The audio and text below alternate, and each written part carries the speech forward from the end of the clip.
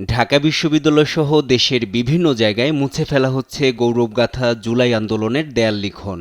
এর প্রতিবাদে সপ্তাহব্যাপী কর্মসূচি হাতে নিয়েছে ইনকিলাব মঞ্চ।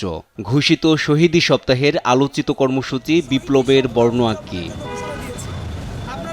রোববার রাজধানীর তেজগাঁওয়ের আমার দেশ পত্রিকার কার্যালয়ের সামনে জুলাই বিপ্লব শহীদী দেয়াল উদ্বোধন করেন আমার দেশ সম্পাদক মাহমুদুর রহমান।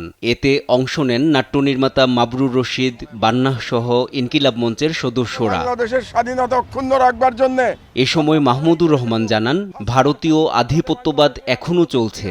ভারতীয় মিডিয়া বাংলাদেশের অভ্যন্তরের ঘটনা নিয়ে নানা রকম কুৎসা রটাচ্ছে বলে অভিযোগ করেন তিনি। হাসিনার মতো আর কোনো ফেসিবাদ সরকার এদেশের ক্ষমতায় যেন বসতে না পারে সে ব্যাপারে সজাগ থাকতে ছাত্র জনতাকে আহ্বান জানান তিনি। জুলাই বিপ্লবকে সম্পূর্ণভাবে ধারণ করে তার একটি পদক্ষেপ, তার একটি প্রমাণ আজকে এখান থেকে শুরু হলো।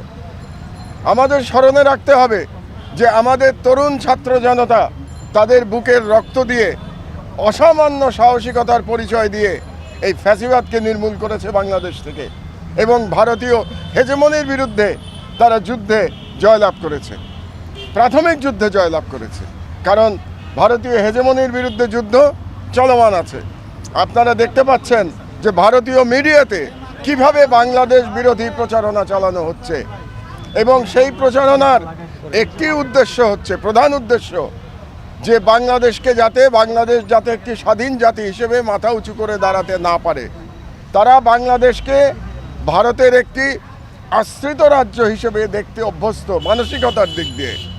এবং দেখতে পাচ্ছি আমরা ভারতীয় মিডিয়াতে কিভাবে বাংলাদেশের অভ্যন্তরীণ বিষয় নিয়ে কুৎসা রটনা করা হচ্ছে, এবং দুর্ভাগ্যজনকভাবে এখন পর্যন্ত বাংলাদেশি মিডিয়া থেকে সেরকম প্রতিউত্তর দেয়া হচ্ছে না। জুলাই বিপ্লবে প্রাণোৎসর্গকারী শহীদ সহযোদ্ধাদের নাম দেয়ালে লিখছে সহযোদ্ধারা। জানান, যতদিন বাংলাদেশ থাকবে ততদিন তাদের স্মৃতি থাকবে অমলিন। এই ইতিহাস ছড়িয়ে পড়বে প্রজন্ম থেকে প্রজন্মে। বিজয়ের এই মাসে আমরা প্রথম 7 দিন শহীদী সপ্তাহ ঘোষণা করেছি, এবং তার অংশ হিসেবে আজকে আমরা সারা দেশে গ্রাফিতি আঁকার জন্য আহ্বান জানিয়েছি, এবং আমরা এখানে এসেছি। আমরা পরবর্তীতে ঢাকা বিশ্ববিদ্যালয়, জগন্নাথ বিশ্ববিদ্যালয়ে এর কার্যক্রম অব্যাহত থাকবে। এবং যেটা বলছিলাম যে আমাদের এই যে শহীদদের মধ্যে আমরা নিজেদেরকে দেখতে পাই, আমরা উই আর অলরেডি শহীদ, এই কথাটা বলার মানে হচ্ছে আমরা সেই ভয়কে জয় করে এই জায়গায় এসেছি, এবং আমরা আমাদের শহীদ ভাইদের হারিয়ে যেতে দিব না। যেই স্লোগানগুলো তারা লিখেছিল, যেই গ্রাফিতিগুলো তারা করেছিল, সেইগুলোকে মুছে ফেলে দিয়ে তারা সেখানে লতাপাতা এঁকে দিচ্ছে একটা গোষ্ঠী। তো আমরা তাদেরকে বলে দিতে চাই যে যারাই এই লতাপাতা আঁকবে, আমরা তাদেরকে সন্দেহের বাইরে দেখছি না। আমরা মনে করছি যে তারা এই বিপ্লবকে ব্যাহত করে দেওয়ার জন্যই এই লতাপাতা আঁকছে।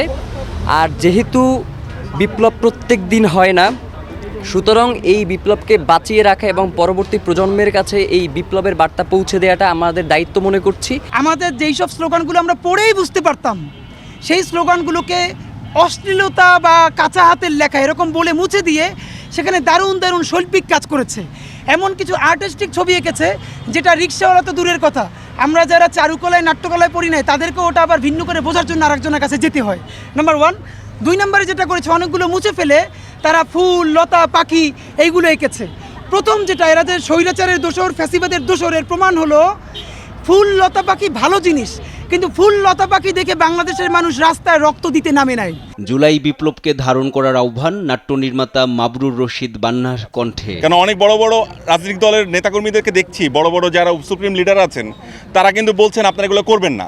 তারপরও কিন্তু অনেকেই করছেন, এবং তারা মনে করছেন তাদের সুপ্রিম লিডার খুব খুশি হবেন। আমি গ্যারান্টি দিয়ে বলতে পারি, এটা আমার যেটা মনে হয়, মন থেকে মনে হয়, সুপ্রিম লিডাররা খুশি হচ্ছেন না, তাদের বড় লিডাররা খুশি হচ্ছেন না। তাদের রাজনৈতিকভাবে যে পারপাসে তারা সার্ভ করতে চান, সেই সার্ভটা হবে না। আপনারা আপনাদের বড় লিডারদের কথাগুলো শুনুন, যারা আপনাদেরকে চালান তাদের কথাগুলো আগে শুনেন, এগুলো কইরেন না। আপনারা বড় বড় সমাবেশ করেন, তারপরে আপনাদেরকে কিন্তু বলে যে এগুলো তাড়াতাড়ি করে সরাও, তারপরে আবার যদি আপনারা একই কাজ করেন, জায়গাটা নোংরা করেন, তাহলে তো জিনিসটা ভালো লাগে না দেখতে। বাংলাদেশের মানুষ বিরক্ত হয়। এই 16 বছর ধরে আমরা এগুলোই দেখে আসতেছি। আল্লাহর ওয়াস্তে এবার থামেন, অনেক হয়েছে। আমরা এগুলো দেখতে চাই না, আমরা গ্রাফিতি দেখতে চাই, আমরা বিপ্লবের চেতনা দেখতে চাই। এ সময় ইনকিলাব মঞ্চ দেশের সব শিক্ষা প্রতিষ্ঠানে থাকা বঙ্গবন্ধু কর্নারের নাম পরিবর্তন করে বাংলাদেশ কর্নার নাম রাখার প্রস্তাব দেয়। একই সঙ্গে জুলাই বিপ্লবের শহীদদের নামের তালিকা স্মৃতিস্তম্ভ আকারে নির্মাণের দাবি জানায় ইনকিলাব মঞ্চ। NI নাহিদ, দেশ টিভি, ঢাকা।